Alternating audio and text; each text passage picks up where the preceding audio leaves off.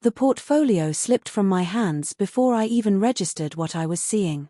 Jasper's charcoal drawings scattered across the hardwood with a whisper, followed by the soft thud of my keys hitting the floor, but all I could do was stand there frozen in the doorway of my own gallery. Vivienne looked up from the main display wall, casually holding a measuring tape. Brooks stood beside her, phone raised, recording everything as if documenting renovation plans. Delphine was perched on the velvet settee I'd saved 3 months to buy, sipping champagne from one of my good glasses. A woman I didn't recognize held a tablet and was gesturing toward the corner where I kept my personal collection. I knew the type. Art appraiser. Vivienne didn't even look surprised. "Mom," she said like I was interrupting something important. "You weren't supposed to be here yet." I stared at her. "This is my gallery." "Exactly." Delphine cut in with a smile too practiced to be sincere. "And it's just perfect for what we've been envisioning." My throat tightened. "What you've been envisioning?" Vivienne shrugged like it was obvious. "The space works beautifully for contemporary installations, and the back studio can be converted to office space. We already decided this transition would be easier for everyone. No more stress about overhead, better marketing reach, and honestly, Mom, you're not maximizing the potential here." My gallery key was still dangling from the lock behind me. I stepped inside slowly, past the scattered drawings, past the appraiser, past the woman I had never invited to evaluate my life's work. No one moved to help gather Jasper's pieces. No one offered assistance. No one asked permission. I smiled just enough to show my teeth. "Well," I said softly, "since you've all had your tour." I didn't finish the sentence.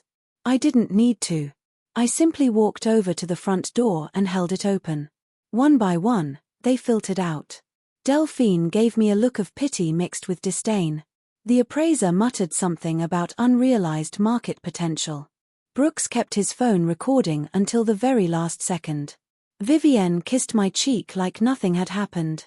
I shut the door behind them. Then I called the locksmith. 3 days earlier, Vivienne had shown up with 2 lattes and a smile that almost felt like the daughter I used to know. "Thought I'd come see how the new exhibition is shaping up," she'd said, handing me the paper cup like it was a peace offering. We stood in the main gallery space, watching afternoon light filter through the tall windows and catch the edges of Jasper's latest series. She asked about the lighting, the wall colors, if I'd decided on pricing for the pieces in the back room. I remember feeling almost proud, not just of the gallery, but of how calm things felt between us. Familiar. Then the door chimed. Delphine arriving just to see the space, she claimed, with Brooks trailing behind, camera already out. I hadn't even realized they were coming. They stayed 40 minutes, maybe an hour, long enough for loud compliments about the potential here and for Brooks to help himself to the wine I kept for serious collectors. At one point, I excused myself to take a call from Sterling in the office. I remember setting my purse down by the desk, zipper open, keys visible on top. That detail comes back to me now, sharp as broken glass. Back in the present, I walk slowly through the gallery space, still tense from the earlier intrusion. The air smells faintly of someone else's perfume and champagne I didn't serve. There on the information desk is a business card. Cream-colored, expensive stock. Thea Blackwood, Contemporary Art Acquisitions. I pick it up, turn it over. A handwritten note, looking forward to our partnership discussion. T. I hadn't been part of any partnership discussion. I move to the office and open the drawer where I keep my spare keys. Both are still there, untouched. I check the windows, all locked, the alarm system undisturbed, and yet they had been inside, measuring, planning, appraising. I grab my purse from the desk and check the side pocket. The backup key I made last month, the one I kept just in case I forgot mine at home, is gone. Not misplaced. Taken. I press my fingers hard against the desk's edge to keep them from shaking. In the main gallery, I notice faint marks on the walls, tiny pencil dots where someone had measured spacing for new installations. Measurements. Planning. They weren't just visiting. They were redesigning my life. I used to tell myself it was love. That's what mothers do. We nurture. We support. We make space for our children to grow. When Vivienne graduated art school with more debt than prospects, I opened my gallery to her. Guest curator, I called it, though she never asked what I needed curated. When she couldn't make rent on her first apartment, I co-signed and covered the security deposit. When she decided art dealing was more profitable than creating, I introduced her to my collectors, opened my network, shared connections I'd spent decades building. There was never enough of me to fill all the spaces she needed, but somehow I stretched. She got accepted to that gallery management program in New York and called me crying with excitement. I paid the tuition outright and covered her living expenses for 6 months. When she and Brooks started their art consulting business, I let them use the gallery's mailing address and storage space. They called me generous. I called it investment in her future. Then their first venture failed, spectacularly, owing money to 3 different artists and a printing company. I covered their debts, $15,000 that I took from my emergency fund, and helped them draft apology letters. Vivienne said she'd learned her lesson. Brooks promised they'd be more careful with money. When they asked to temporarily use my gallery for their pop-up events, I said yes because that's what I do. I create space. I support. I stretch until I don't even feel it anymore. Standing in my own gallery now, staring at measurement marks I didn't authorize, something shifts inside my chest. Not a crack, more like a clean, quiet snap. Like a wire that's finally reached its limit. I think about all the times I was praised for being supportive. But what they really meant was accommodating. Willing to rearrange my vision for theirs. Willing to step aside. Willing to be invisible so they could expand into the space I'd created. I wiped the desk slowly, deliberately, and dropped the business card into the trash. Then I reach for my phone and open my contacts. It started as casual conversation, just 2 shop owners chatting during the morning coffee run. "I'm so glad someone with vision is finally taking over the gallery space," Marcus said, balancing his pastry box in one hand and genuine enthusiasm in his voice. "Honestly, your daughter seemed so certain the transition was already happening." I paused mid-reach for my wallet. "My daughter? Oh, sorry. I assumed you knew," he said quickly. "Vivienne, right? She came by the bakery 2 weeks ago, asking about catering for the New Direction launch party. Said the gallery was getting fresh leadership and expanded programming. I figured it was all arranged." He meant well. I could tell by the way his face changed when he saw my expression. I nodded, forced a smile, and walked back toward the gallery clutching my coffee like an anchor. I didn't drink it. I just sat behind my desk and called Rosie, my assistant. "Did Vivienne ever contact you about events?" I asked. "About any kind of transition?" There was a pause. Too long. "Cecilia," she said gently. "I thought you knew. She reached out last month about updating the artist contact database. Said she was helping you manage communications and needed access to plan future exhibitions. She seemed very involved. I gave her the login information because she's your daughter." I thanked her, hung up, and stared at the wall where Jasper's newest piece hung. Bold strokes of blue and gold, a horizon that seemed to stretch infinitely. I'd discovered him 2 years ago, a young artist working nights at a coffee shop and painting in his studio apartment. Now his work sold for 5 figures. He trusted me. They all trusted me. The hydrangeas in the window box needed water. The front sidewalk had autumn leaves I hadn't swept. Small things I'd neglected while focusing on the bigger picture.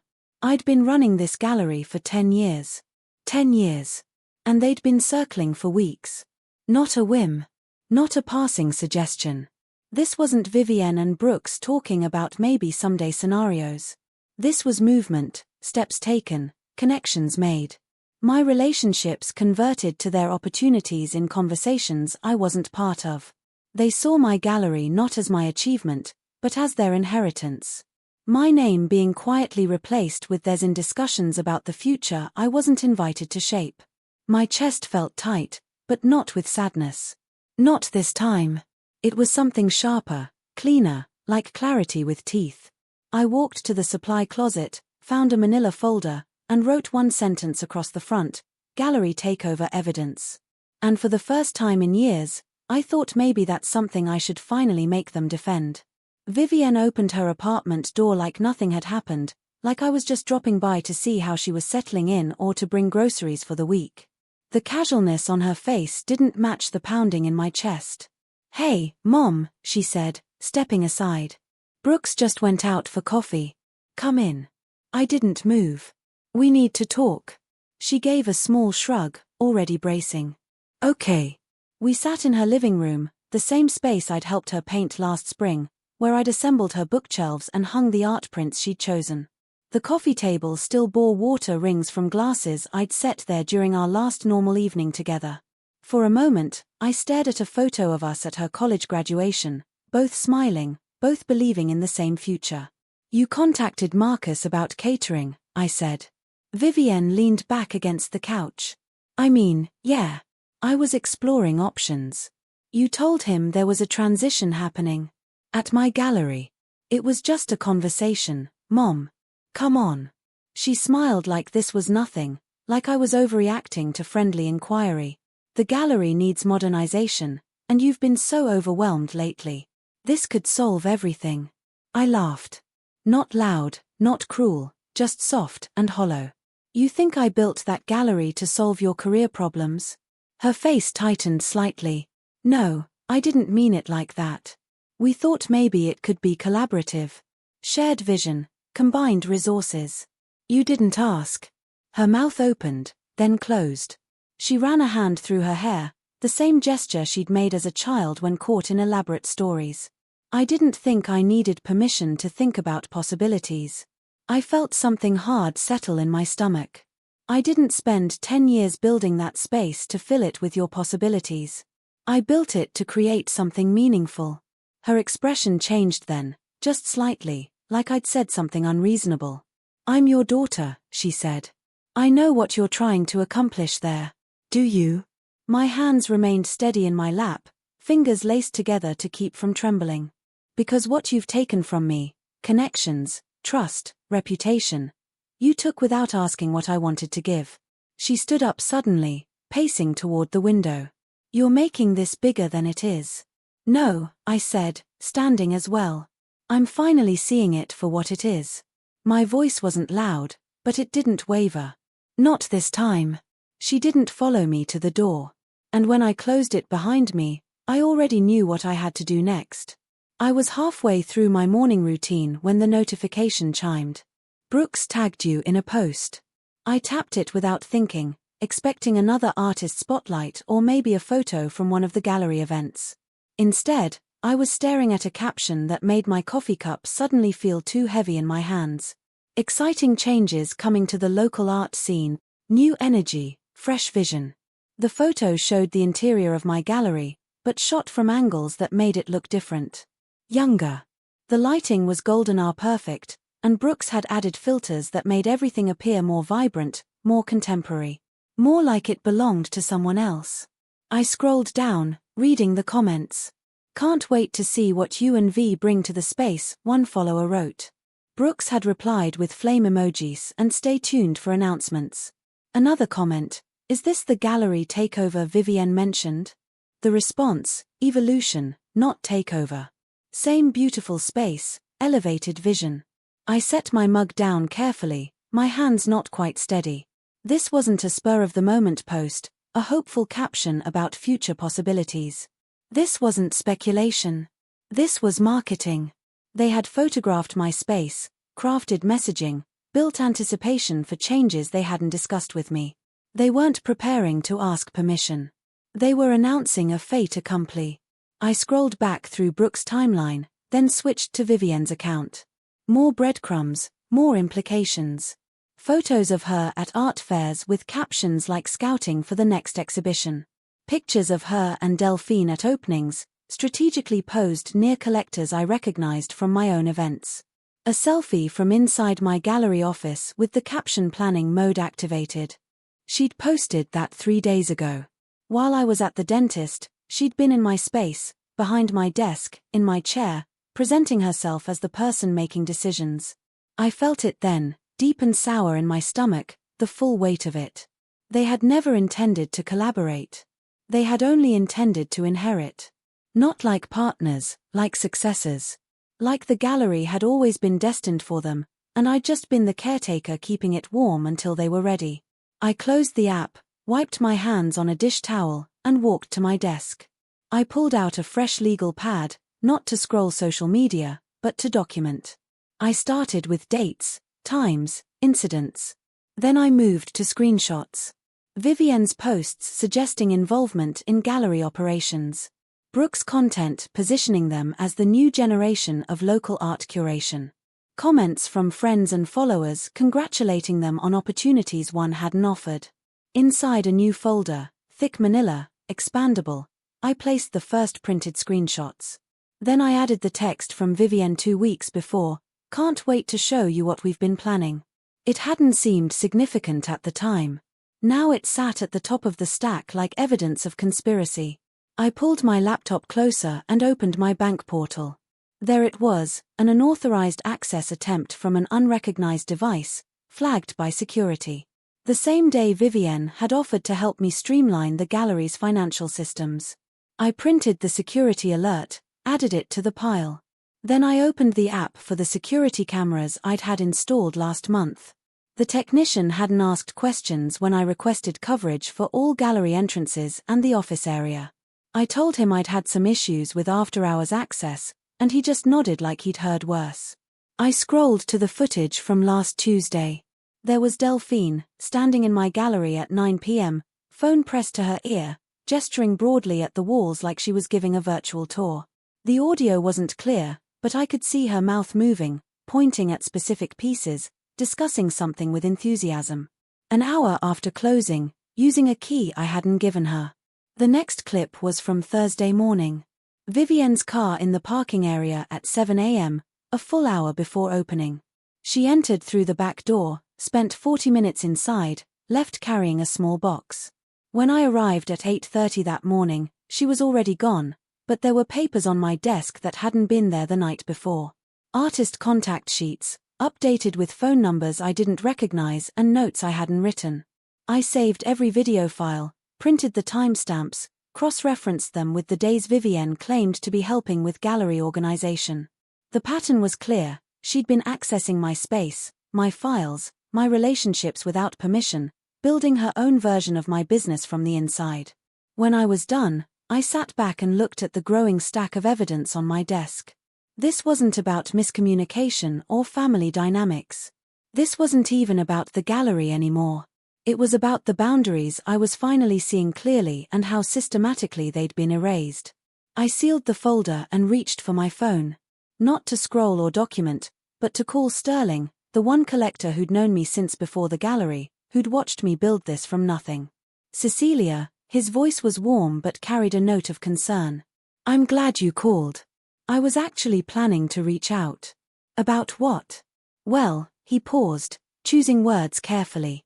"Vivienne contacted me last week. She said you'd been feeling overwhelmed with gallery management and were looking for help with major sales. Asked if I'd be willing to work directly with her on future acquisitions." My grip tightened on the phone. "What did you tell her?" "I said I'd need to hear that from you directly," he said. "Cecilia, is everything all right?" She made it sound like you'd asked her to take over client relationships. I closed my eyes and inhaled deeply. "Sterling, I need you to know, I never authorized anyone to represent me in sales or acquisitions. If anyone contacts you claiming to speak for the gallery, please direct them back to me." "Of course," he said immediately. "I should have called you first.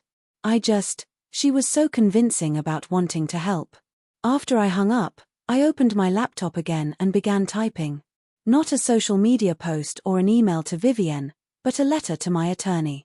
It was time to make some things legally clear. Vivienne texted me that evening. "Can we have dinner tomorrow? Just us. I think there's been some misunderstanding." I agreed, against my better judgment. Not because I believed anything would change, but because I needed to see how far she was willing to go with her revision of reality. When I arrived at the restaurant, she was already seated at a corner table, wine already ordered, menu folded neatly beside her plate.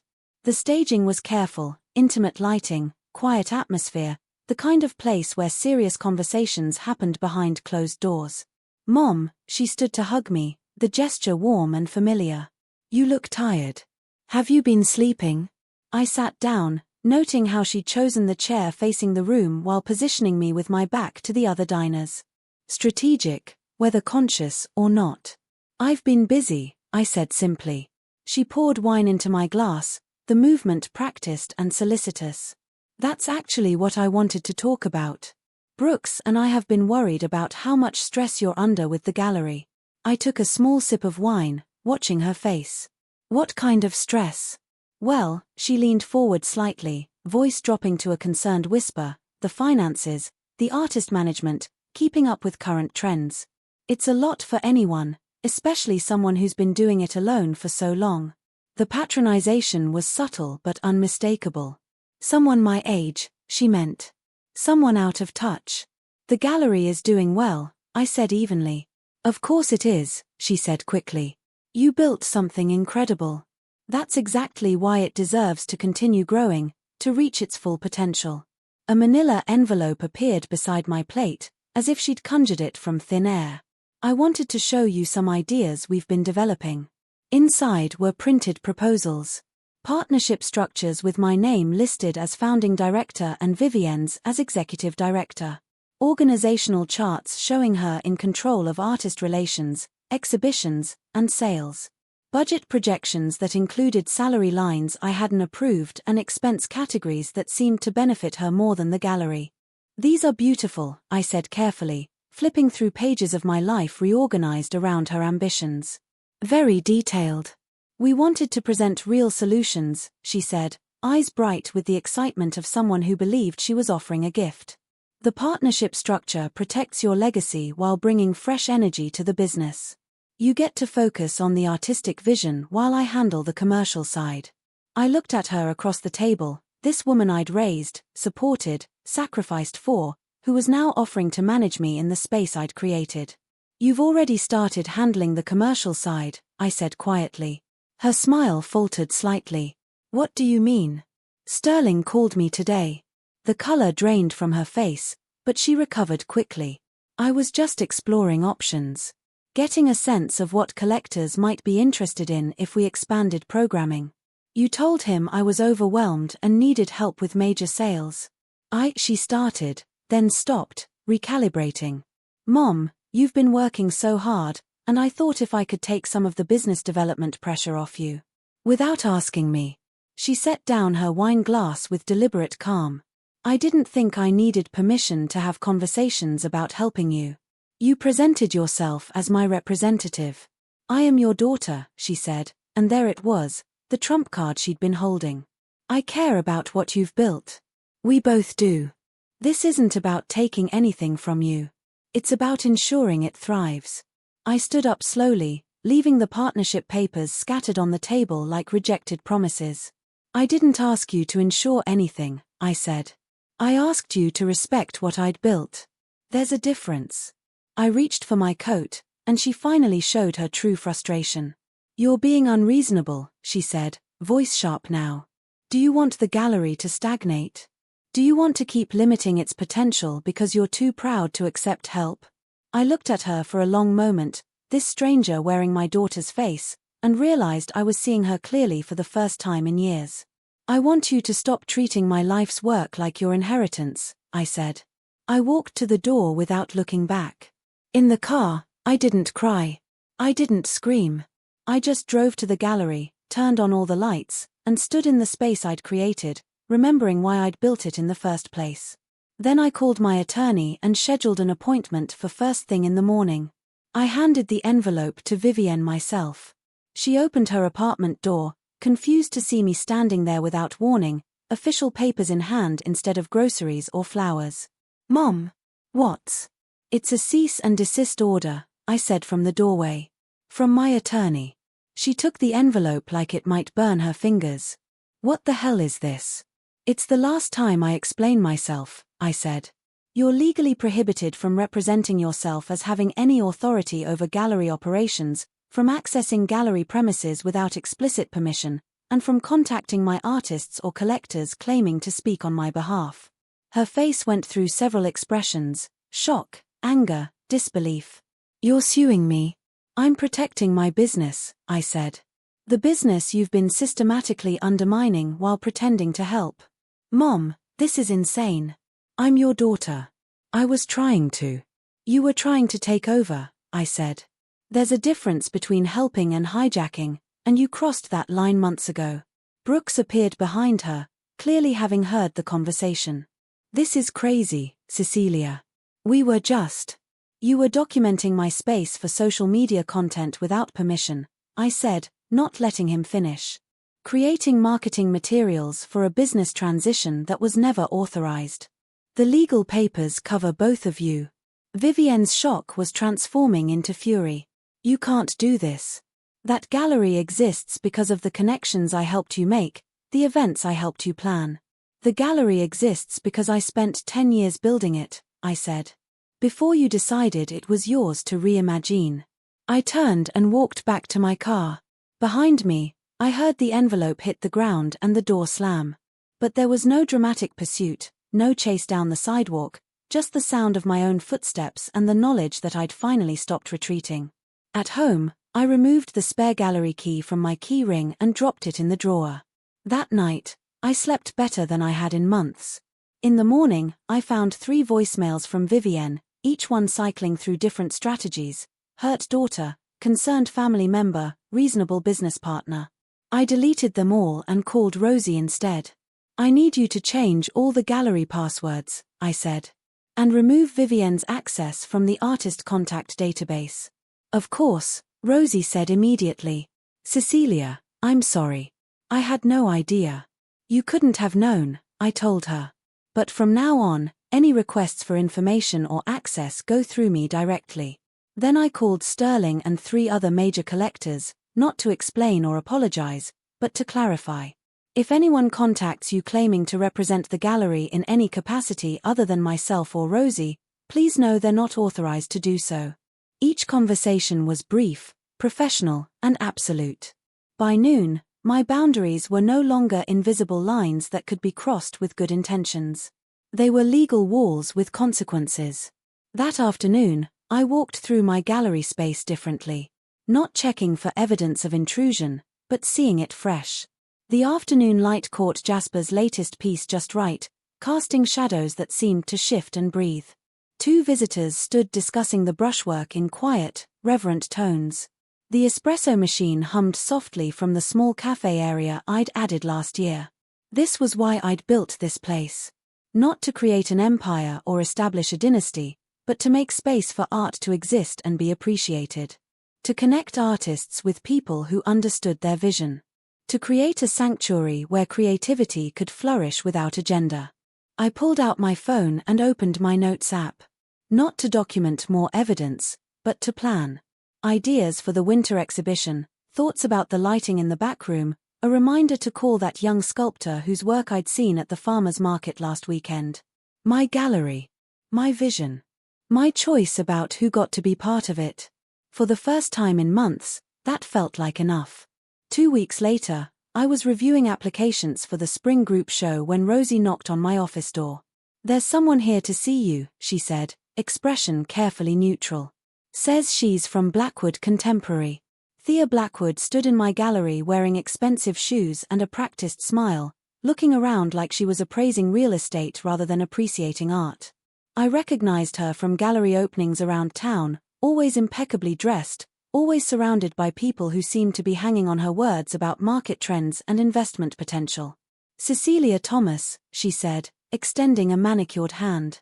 "I've been hoping we'd have a chance to talk." "About what?" Her smile brightened, the way people smile when they think they're about to make your day. "About opportunities for collaboration. I understand you've been having some family disagreements about the direction of your gallery." I felt something cold settle in my stomach. "Where did you hear that?" "Oh, you know how small the art world is," she said with a wave of her hand. "Word gets around. Vivienne mentioned that you might be open to partnership discussions." There it was. The connection I'd suspected but hadn't confirmed. Vivienne mentioned that, did she? "She's such a bright young woman," Thea continued, oblivious to the ice in my voice. So much passion for contemporary work, so many ideas about expanding market reach. When she told me you were looking for ways to reduce your operational stress, I thought perhaps Blackwood Contemporary could offer solutions. What kind of solutions? Thea's eyes lit up like she'd been waiting for this question. Well, we could take over the lease, maintain the gallery space, keep most of your current artists if they meet our standards. You'd have an emeritus position, of course, still involved in the artistic vision but freed from the day-to-day business concerns. I stared at her, this woman who'd walked into my gallery assuming I'd be grateful for the chance to be sidelined in my own space. And Vivienne would be involved in this transition? As a junior curator initially, Thea said. She has wonderful instincts, and of course, her connection to the space's history would provide valuable continuity. The picture was complete now. Vivienne couldn't take over my gallery directly, so she'd found someone who could, with the promise of a position in the new structure. My daughter had essentially offered to sell my life's work to a competitor in exchange for a job. That's very interesting, I said, keeping my voice level. But I'm not looking for solutions to problems I don't have. Thea's smile faltered slightly. Oh, but Vivienne was quite clear that you'd been feeling overwhelmed. Vivienne was quite wrong, I said. And I think this conversation is over. I walked to the front door and held it open, just as I had 2 weeks ago. Thea gathered her composure quickly, but I could see the calculation in her eyes, the recalibration of whatever plan she'd walked in with.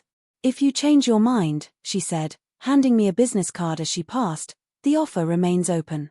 I took the card and watched her leave. Then I tore it in half and dropped both pieces in the trash. That evening, I sat in my kitchen with a legal pad, writing down everything I could remember from the conversation. Not for evidence this time, but for clarity. The scope of what Vivienne had been planning was broader than I'd imagined, not just taking over my gallery, but selling it to someone else entirely. I thought about calling her, demanding explanations, expressing my hurt and disappointment. But what would be the point? She'd already shown me who she was and what my work meant to her. A commodity to be leveraged, not a legacy to be respected. Instead, I called Jasper. Cecilia, his voice was warm with surprise. How are the new pieces looking in the space? Beautiful, I told him. I was calling because I want to make sure you know, you're working with me directly. Not with anyone else who might claim to represent the gallery. There was a pause. Is everything okay? Everything's fine, I said. I just want to be clear about our relationship. You and me, artist and gallery owner. No intermediaries, no confusion about who makes decisions about your work. Good, he said, and I could hear relief in his voice. There was some woman who called last week, said she was helping you with artist relations. Something felt off about it. My jaw tightened. What did you tell her? That I only work directly with you, he said. But Cecilia, if someone's trying to interfere with your business. It's handled, I said. But thank you for trusting your instincts. After I hung up, I called 3 more artists. Same conversation, same clarity, same relief on their end. Whatever web Vivienne and Thea had been weaving, my artists had sensed something wrong and chosen loyalty over convenience. That night, I walked through my gallery after closing, turning off lights one by one. In the growing darkness, the artwork seemed to glow with its own energy, speaking to each other across the walls in a language I'd spent my lifetime learning to understand. This was what I'd protected.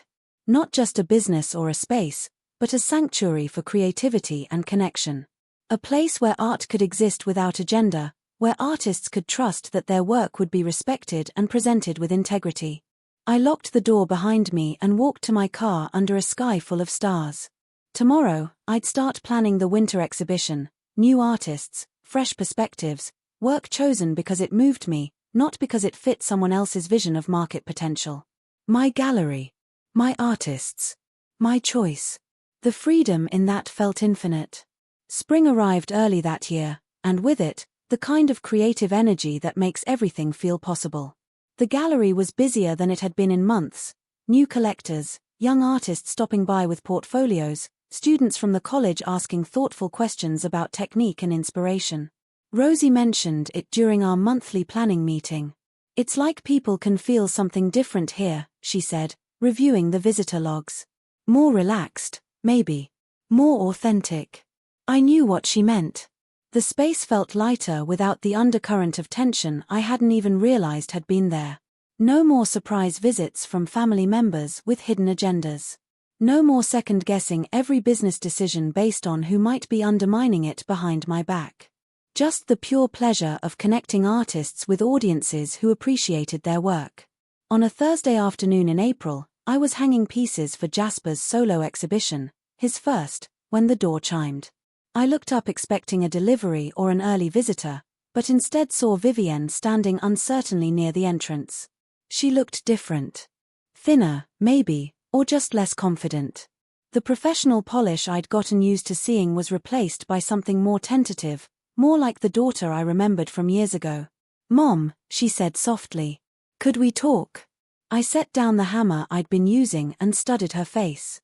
No Brooks with a camera, no Delphine providing moral support, no appraiser or business partner. Just Vivienne, alone, looking like she had something difficult to say. About what? She glanced around the gallery, taking in the new layout, the fresh wall colors I'd chosen, the way the afternoon light fell differently across the space since I'd rearranged the displays according to my own vision rather than anyone else's suggestions. "It looks incredible," she said, and her voice carried genuine appreciation. "Really, Mom? It's exactly what this space was meant to be." I waited. "I wanted to apologize," she continued, the words coming slowly, carefully. "For overstepping. For assuming I knew what was best without asking what you wanted. For treating your work like it was something I could just inherit." She moved closer, stopping in front of one of Jasper's pieces, a landscape that seemed to shift between abstract and representational depending on where you stood. "I got carried away with possibilities," she said. "With what I thought the gallery could become, instead of appreciating what you'd already made it. And I let that justify behavior that was." She paused, searching for the right word, presumptuous. Wrong. I watched her profile as she studied the painting, noting the way her shoulders had lost their defensive set. "The partnership with Thea fell through," she continued. "Turns out she was more interested in the gallery's location and client list than in anything I brought to the table. When she realized you weren't going to be pushed out, she dropped me entirely." There was hurt in her voice, but also something like relief. "I'm sorry, Mom. Not just for the business stuff, but for taking advantage of your generosity all these years. For acting like your success was somehow incomplete without my improvements. For making you feel like you had to protect something from me that should have been sacred between us." I set the hammer down completely and turned to face her. "What do you want from me, Vivienne?" She looked at me directly then, and I saw something in her eyes I hadn't seen in years. Uncertainty, vulnerability, the acknowledgement that she didn't have all the answers. "Nothing," she said. "That's what I'm trying to say. I don't want anything from you anymore. I want to figure out what I can build on my own, without assuming I deserve a shortcut through your work." We stood there in the afternoon light, mother and daughter, surrounded by art that spoke to persistence and vision and the courage to create something meaningful from nothing. "Brooks and I broke up," she added quietly. "Turns out when you remove the fantasy of taking over someone else's success, there wasn't much holding us together." I felt a flicker of something, not satisfaction, but maybe recognition. The real cost of her choices becoming visible. "I got a job at the Community Arts Center," she continued. "Teaching kids classes, helping with their community outreach. It doesn't pay much, but I'm learning what it feels like to build something instead of trying to inherit it." I nodded slowly. "That sounds good for you." "It is," she said, and smiled for the first time since she'd arrived. "It's harder than I expected, but it's mine. My work, my reputation, my relationships with the families and kids. Nobody handed it to me." She moved toward the door, then paused. "Would it be okay if I came to Jasper's opening? As a visitor, not as anything else. I'd like to see what you've built here without trying to change it." I considered the question, weighing the possibility of genuine change against the memory of systematic manipulation. "You can come," I said finally. "But you come as someone who respects what this space is, not someone who sees it as potential for what it could become. "I understand," she said. "Thank you." After she left, I stood alone in the gallery, processing the conversation. Apologies were words, and words could be tactical as easily as they could be genuine. But there had been something different in Vivienne's energy, a deflation of the entitlement that had driven her previous behavior, replaced by something that looked like actual humility. Time would tell whether this was growth or just a new strategy. But for now, I had an exhibition to finish hanging, artists to support, and a vision to pursue that belonged entirely to me. I picked up the hammer and returned to my work. Jasper's opening was everything an art opening should be: intimate, genuine, buzzing with the kind of conversations that happen when people encounter work that moves them. The gallery was full but not crowded, with collectors and art lovers moving slowly from piece to piece, asking thoughtful questions, lingering in front of paintings that caught their imagination. Vivienne arrived halfway through the evening, alone, dressed simply, carrying herself without the performative confidence I'd grown accustomed to seeing. She moved through the space quietly, spending real time in front of each piece, reading the artist's statements, observing how other visitors interacted with the work. I watched her from across the room as she stood before Jasper's centerpiece, a large canvas that seemed to capture the exact moment day becomes night, filled with colors that shouldn't work together but somehow created perfect harmony. She wasn't photographing it for social media. She wasn't mentally calculating its market value or considering how it might fit into some larger commercial strategy. She was just experiencing it, the way art is meant to be experienced, as a moment of connection between the artist's vision and the viewer's soul. When Jasper joined me near the wine table, he glanced toward where Vivienne stood. "Is that your daughter?" "Yes." He nodded thoughtfully. "She's really seeing the work. You can tell the difference, you know? Between people who are looking and people who are seeing." I did know. I'd learned to recognize that difference over years of gallery openings, learned to distinguish between genuine appreciation and strategic networking. Tonight, Vivienne was seeing. Near the end of the evening, as the crowd thinned and conversations became more intimate, she approached me carefully. "Thank you for letting me come," she said. "This is beautiful. Exactly what art should be." "What do you think art should be?" She considered the question seriously. "Honest. Personal. Something that exists for its own sake, not because it serves someone else's agenda." She paused. "I don't think I understood that before."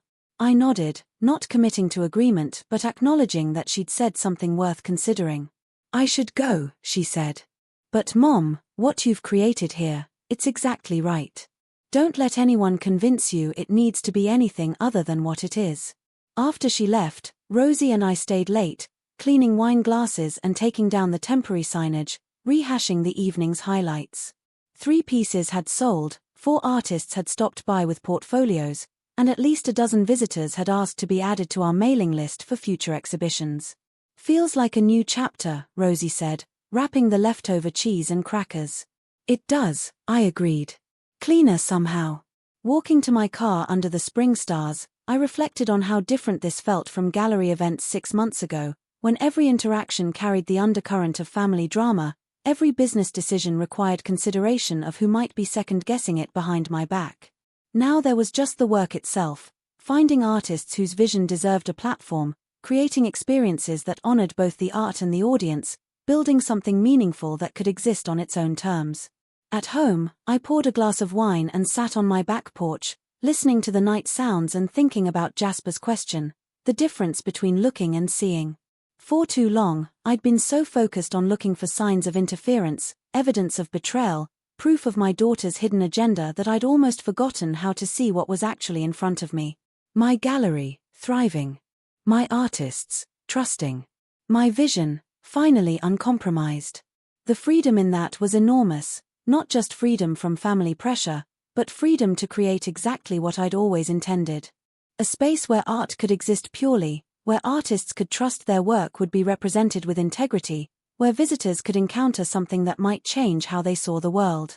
I raised my glass to the stars and made a silent toast to second chances, both the one I was giving myself and the one I might, eventually, be willing to give Vivienne if she continued proving she understood the difference between supporting someone's dream and trying to inherit it. 6 months later, I was in my office reviewing submissions for the fall group exhibition when Rosie knocked and peeked in. "There's someone here about the community partnership proposal," she said. "From the Arts Center." I looked up from the portfolio I'd been studying, a sculptor whose work with recycled materials created these incredible pieces that seemed to grow organically from whatever space they occupied. "I didn't know we had a meeting scheduled." "We don't," Rosie said carefully. "But she says she's from the outreach program we discussed last month." Through my office window, I could see into the main gallery space where someone in a paint-splattered apron was crouched down, talking animatedly with a small group of children. The kids were pointing at one of our current pieces, an abstract painting with bold primary colors, and the woman was asking them questions that made them think, laugh, respond with the kind of unself-conscious enthusiasm that only children bring to art. It was Vivienne. I walked out to the main space, watching as she guided the kids through an exercise in really looking at the artwork, not just glancing, but studying the brushstrokes, discussing what colors made them feel, imagining what the artist might have been thinking. "This is how we learn to see art," she was telling them. "By asking questions and trusting our own responses. There's no wrong way to experience a painting." One of the kids, maybe 8 years old, raised her hand. "Why did the artist use so much blue? What do you think?" Vivienne asked back. "How does all that blue make you feel?" "Like being underwater," the girl said. "But not scared underwater. Safe underwater." "That's beautiful," Vivienne said. "And maybe that's exactly what the artist wanted you to feel. Art is like a conversation. The artist says something with colors and shapes, and you respond with your own feelings and ideas." When the kids moved on to sketch their own responses to the painting, Vivienne approached me. "I hope this is okay," she said. "I called last month about the possibility of bringing some of our community center kids here for gallery visits. Rosie said you'd consider it, but I know I should have confirmed the timing." I watched the children, totally absorbed in their sketching, occasionally looking up at the painting for inspiration or guidance. "How long have you been doing this kind of programming?" "About 4 months," she said. "It started with just weekend art classes, but we realized a lot of these kids had never been in a gallery before, never seen original artwork up close. So we started organizing field trips to different cultural spaces around town." One of the kids tugged on Vivienne's apron. "Miss V, can I use purple for the water part?" "What do you think?" she asked him. "Do you see purple in the painting?" He studied it seriously. "No, but I see it in my head when I look at it." "Then you should definitely use purple," she told him. I found myself smiling. This version of Vivienne, patient, encouraging, focused entirely on the children's experience rather than her own agenda, was someone I hadn't seen in years. Maybe someone I'd never seen. "How's it going at the community center?" I asked. "Hard," she said honestly. "Lots of logistical challenges, limited funding, families who can't always prioritize art classes when they're dealing with more basic needs. But rewarding. These kids." She gestured toward the group, now completely absorbed in their creative work. "They see everything with fresh eyes. They remind me why art matters." "And you're supporting yourself with this work?" "Mostly," she said. "I do some freelance grant writing for other arts organizations, and I teach a continuing education class on weekends. It's not glamorous, but it's mine." After the kids finished their sketches and departed with promises to return next month, Vivienne stayed behind to help clean up the scattered art supplies. "Thank you for letting us come," she said as we collected crayons and paper scraps. "This kind of experience, it's what I want to give them. The chance to see that art isn't just for certain kinds of people, that galleries are spaces they belong in too." I watched her carefully organizing the leftover materials, making sure nothing was wasted. "You're good at this," I said. "Working with kids. Teaching them to really see." "I learned from watching you," she said. "All those years of seeing how you talk to artists, how you helped visitors understand what they were experiencing. I just never applied those skills to anything that mattered before." As she prepared to leave, she paused at the door. "Would it be okay if we made this a regular thing? Monthly visits, maybe seasonal projects where the kids create work inspired by whatever exhibition you're showing?" I considered the proposal. Regular visits meant ongoing contact, continued presence in my space. But I thought about the children's faces, their genuine excitement about art, the way they'd approach the paintings without pretension or agenda. "Send me a formal proposal," I said. "Outline what you're hoping to accomplish, what you need from the gallery, how we might structure it as a real partnership." "A real partnership," she repeated, and I heard something like wonder in her voice. "You'd consider that?" "I'd consider a partnership where both parties contribute something valuable and respect what the other brings to the table," I said carefully. "Where decisions are made collaboratively and boundaries are honored." She nodded seriously. "I understand. Thank you for the possibility." After she left, I stood in my gallery surrounded by the lingering energy of children's excitement and my daughter's newfound humility. The space felt different again, not threatened or compromised, but expanded. Enriched by the possibility of serving a broader community, of connecting with young people who might grow up seeing art as something they belonged with rather than something that belonged to other people. That evening, I called Sterling to tell him about the community center visit. "Sounds like Vivienne has found her calling," he said.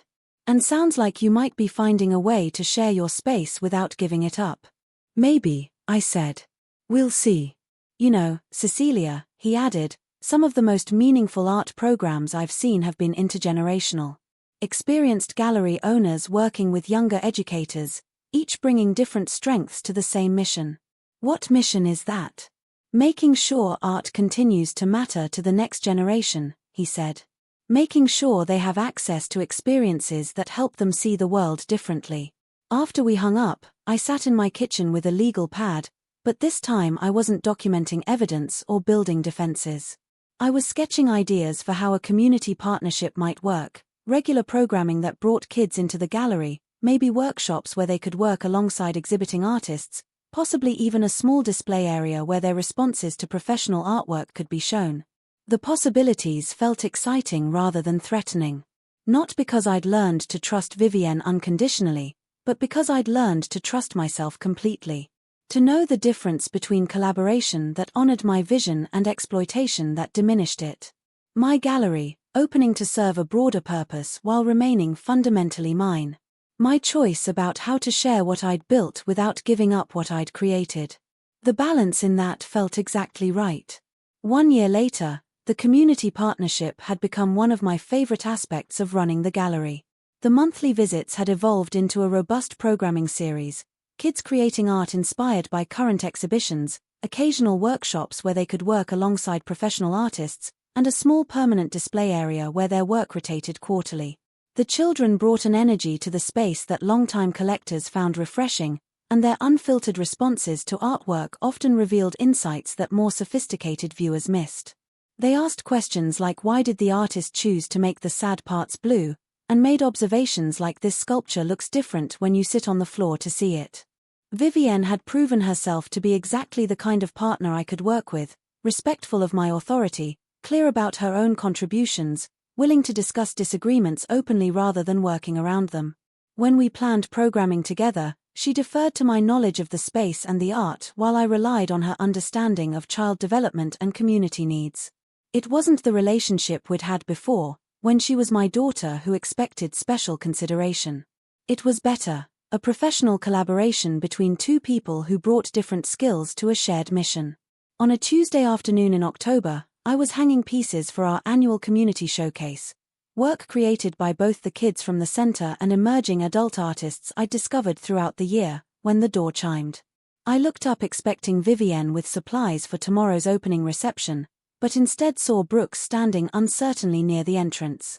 He looked different than I remembered, less polished, more tentative, like someone who'd learned something difficult about himself and was still figuring out what to do with that knowledge. "Cecilia," he said carefully, "I was hoping I could talk to you for a minute." I set down the piece I'd been positioning and studied his face. "About what?" "About apologizing," he said. "For the way I behaved last year. For the social media posts, for the photography, for participating in something that was disrespectful to what you'd built."